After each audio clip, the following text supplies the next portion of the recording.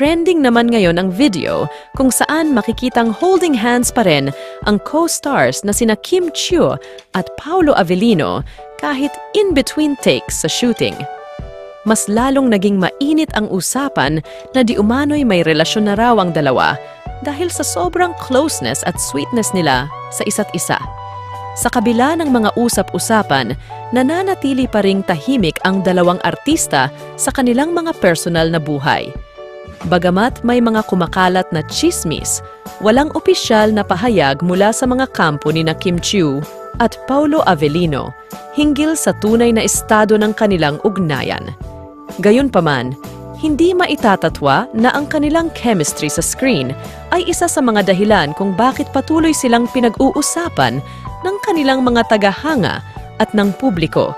Sa huli, maaaring sabihin na ang usaping ito ay bahagi lamang ng kalakarang pang showbiz na kahit anong maliit na pagpapakita ng kaharutan o closeness sa pagitan ng mga artista ay agad nang pinagtutuunan ng pansin at interpretasyon ng publiko. Subalit, dapat pa rin nating bigyang halaga ang pagiging responsableng manonood at paggalang sa kanilang mga personal na espasyo at desisyon.